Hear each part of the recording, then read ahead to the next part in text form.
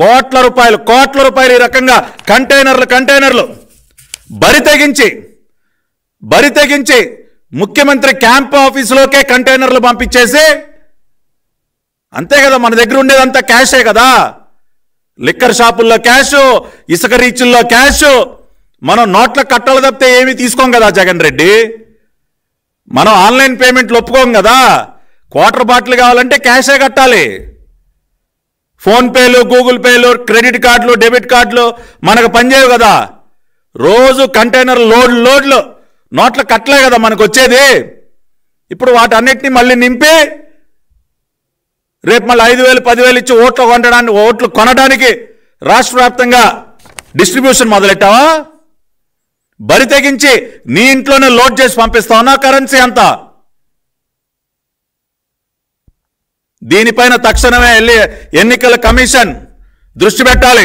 ఇవాళ డీజీపీని అడుగుతూ ఉన్నాం, వాట్ మిస్టర్ డీజీపీ, మీలో 0.0001% ఇంకా మీలో నిజాయితీ మిగిలింటే పంపించండి మీ టీంని. ఇప్పుడే మీ ఉన్నతాధికారులను పంపించండి విజయవాడ ఆర్టీసీ బస్టాండ్కి, ఎన్టీఆర్ అడ్మినిస్ట్రేటివ్ బ్లాక్కి పంపించండి. ఆ లోపల ఏం జరుగుతూ ఉందో సీసీటీవీ ఫుటేజ్ ప్రజల ముందు ఉంచండి. AP 16Z0363 వాహనం అక్కడికి వచ్చిందా లేదా, దానిలోంచి ఏం అన్లోడ్ చేశారు, అట్టపెట్టెల నిండా కరెన్సీని అన్లోడ్ చేశారు. ఇప్పుడు right now at this moment ఆ కరెన్సీని లెక్క పెడతా ఉన్నారు. ఇవాళ ఇమ్మీడియట్గా ఈ మూమెంట్ వెళ్ళాలి అక్కడికి. ఇవాళ అదేవిధంగా ఆర్టీసీ యాజమాన్యం కూడా మీరు దీనిపైన వివరణ ఇవ్వాలి, ఖచ్చితంగా వివరణ ఇవ్వాలి.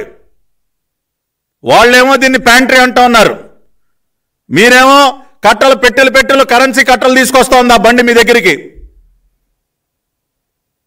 ఎంతో పేరు ప్రఖ్యాతులు గాంచినటువంటి ఆర్టీసీ, చంద్రబాబు నాయుడు గారు ఉన్నప్పుడు తెలుగుదేశం పార్టీ హయాంలో ఏపీఎస్ ఆర్టీసీ అంటే ఒక బ్రాండ్, దేశంలోనే ఒక అత్యున్నతమైనటువంటి రవాణా సంస్థ, రోడ్డు రవాణా సంస్థ.